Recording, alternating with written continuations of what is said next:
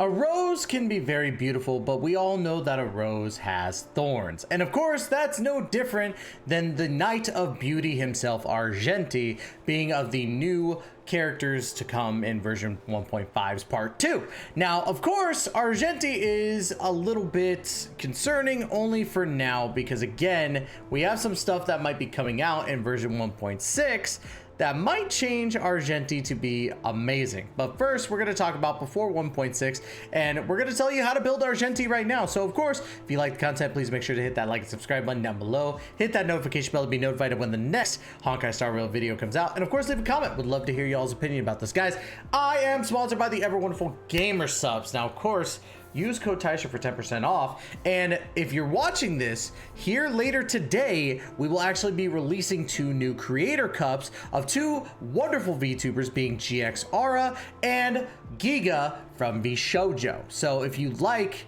VTubers like me, make sure to get yourselves a cup and use code TAISHA for 10% off. But without any further delay, let's go ahead and get into today's video.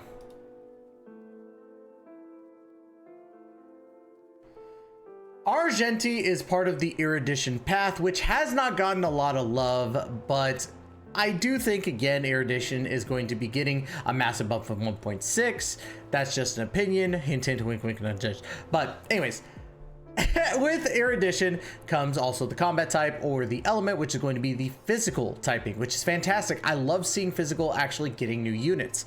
So let's go ahead and dive in first into the Ascension Materials. First things first, you're going to need 308,000 credits, which is pretty standard, so it is what it is, especially for a 5-star. Now, of course, we're going to talk about the rules of 3 items here in just a second, with the extinguished cores, the glimmering cores, and also the squirming cores. You're going to need 3 of these extinguished to make a glimmering, and 3 glimmerings to make a squirming core.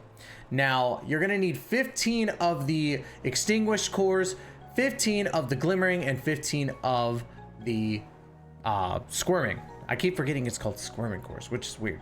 But these drop from regular enemies in the overworld, so just make sure to hunt them down, get as many as you can, or even buy them from the shop if you have some stuff from your summons. Now, you're also going to need this right here, the Netherworld token, which is part of the Stagnant Shadow boss fight series.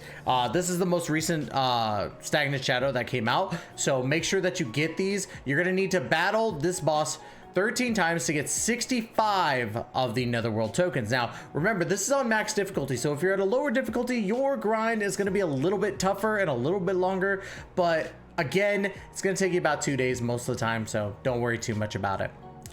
Now, of course, let's go into the trace materials here. Now, if we're combining the credits that we got from this 3 million that we're getting from trace materials, you're going to need 3.3 million in total for credits.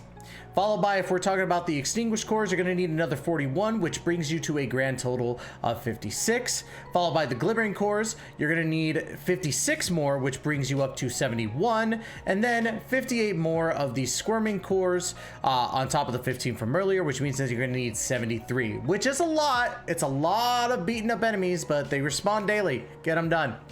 Now, on top of that, we do have these that come from the red calyxes called the Keys of Inspiration. This is the Erudition specific calyx that you need to fight. You're going to need 18 of these Keys of Inspiration. You're going to need 69, funny number, Keys of Knowledge, and then followed by this last one, 139 Keys of Wisdom. Now, again, 3 of these Key of Inspirations make a Key of Knowledge, and 3 Keys of Knowledge make a Key of Wisdom. So that's a lot. It's a lot of grinding, but we always know every character's got a lot of grinding. We also got 12 of these Regrets of Infinite Oshima, which means that you're going to be batting away Fantilia's tits as much as you want. God, I hate saying that, but I love it at the same time. But yes, you're going to have to battle Fantilia. You get to battle her 3 times. I think you get 3 at a time. So you're going to need to do this 2 weeks. So there you go. But it's definitely worth it, in my personal opinion. So get it done. Just fight Fantilia. In my opinion, it's not difficult anymore. I usually auto her, but some people do. But use this video or any other build guides. There's actually a playlist. Go check out all the build guides. But you're also going to need 8 of these tracks of destiny, which is pretty standard for 5 stars. So there you go. Very big grind, but I know you can do it. Now let's go ahead and talk about Argenti's abilities, because his kit is kind of a doozy to understand in some cases, but not entirely. So let's go ahead and talk about the skill here. Justice Hereby Blooms deals physical damage equal to 150% of Argenti's attack to all enemies. So you're going to want to bump up your attack as much as you can in regards to your relics. For In the Garden, Supreme Beauty Bestows, which is the ultimate, or the first ultimate, mind you, consumes 90 energy and deals physical damage equal to 192% of Argenti's attack to all enemies.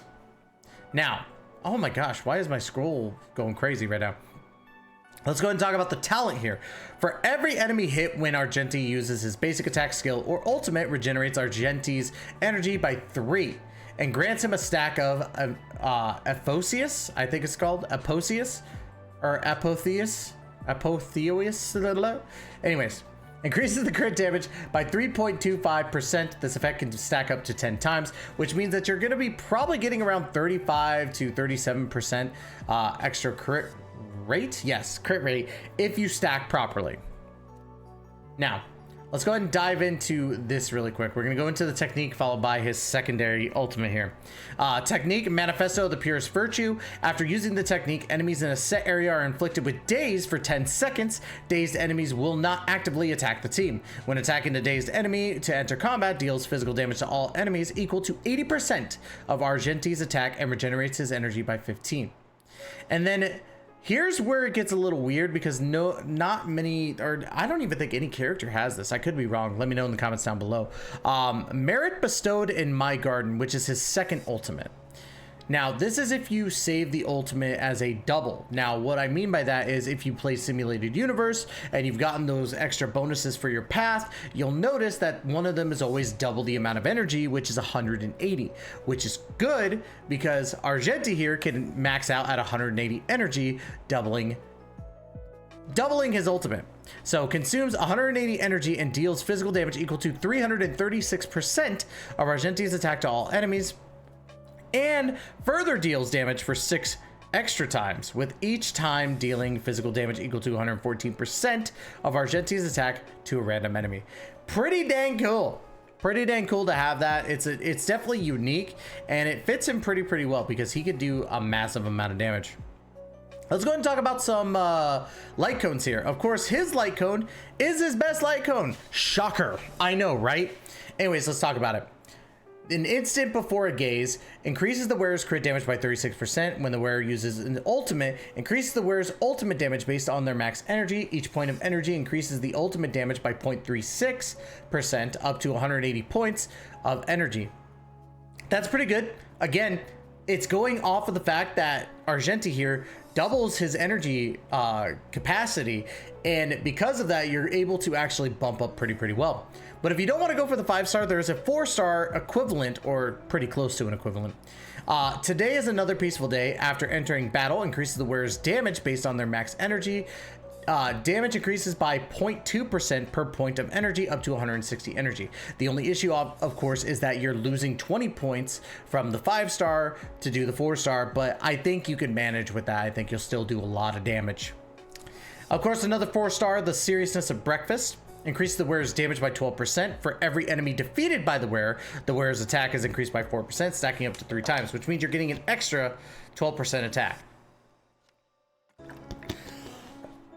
Don't mind me. I almost died there for a second. And then, of course, we have one more 4-star, Genius's Repose. This one increases the wearer's attack by 16%, and when the wearer defeats an enemy, the wearer's crit damage increases by 24% for 3 turns. Pretty dang good. I would honestly say today is another peaceful day is probably going to be the best light cone for your buck without having to worry about having to summon for this dang thing, because we all know weapon banners and light cone banners, scams, every time. Let's go ahead and talk about relics now. Of course, this is before version 1.6, so if anything crazy comes out in 1.6, I'm sorry, we will be remaking a couple of these guides. Bear with me.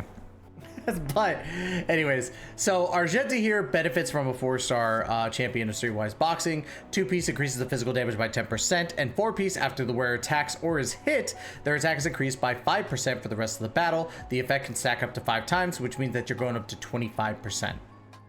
Now, you could also switch this to a 2-piece champions of Streetwise Boxing, followed by a 2-piece of Musketeer of Wild Wheat, giving you that extra 12% attack. Wouldn't recommend it over just doing a 4-piece, but if you can't get that 4-piece, you can rock the 2-piece for a little while. And if somehow you have a 4-piece of this set, this could work. I wouldn't recommend it, but I have seen people talk about it. Genius of Brilliant Stars, and the reason being is this 4-piece effect right here. When the wearer deals damage to the target enemy, ignores 10% defense. And if the target enemy has quantum weakness, the wearer additionally ignores another 10% defense, which is a 20% piercing damage, which is fantastic. But I would definitely say just go for the 4-piece Streetwise Boxing. Now, of course, we're also going to talk about the balls and chains. This one, the Firmament Frontline Glamoth, increases the wearer's attack by 12%. When the wearer's speed is equal to or higher than 135, 160, the wearer deals 12%, 18% more damage, which means that if your speed does go up to 160, you're going to get that 18% more damage on top of that. So pretty good. But of course, you could also go for an inert Salsetto. Increases the wearer's crit rate by 8%. When the wearer's current crit rate reaches 50% or higher, the wearer's ultimate and follow-up damage or follow-up attack damage is increased by 15%, which is good.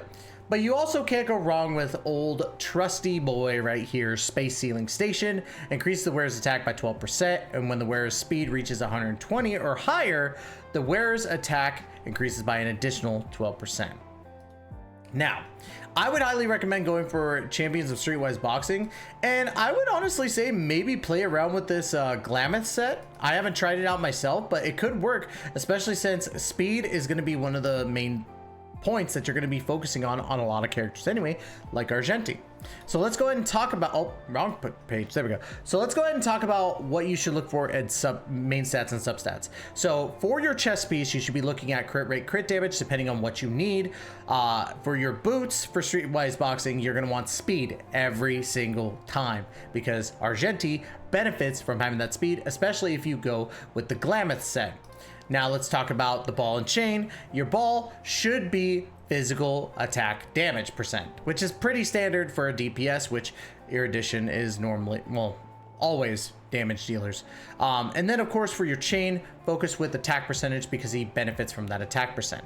Your 4 substats that you should focus on, oh, what am I doing here? I'm going crazy here. Your 4 substats that you should focus on are crit rate, crit damage. I love those as one, always focus on those. Speed, attack percentage, and attack flat. But you can also get rid of that attack flat and make it crit rate, crit damage, speed, attack percentage every single time. That's pretty standard to understand. Overall, Argenti is a very unique AoEer, in my opinion, because you get that double ultimate. Like, you have the regular ultimate and you have a double as well, and I think that makes him more unique than most. However, I do think that he's going to benefit more in the next update, which I can't say why right now because I don't want Hoyoverse to hate me, but just be ready for 1.6 because it's going to make a lot of things a lot better. So Argenti, hopefully that's going to be where you shine the most.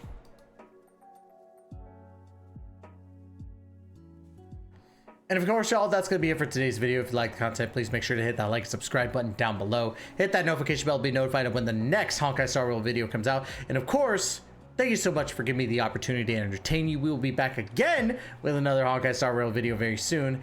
And as always, we will see you in the next video. Please take care and be safe.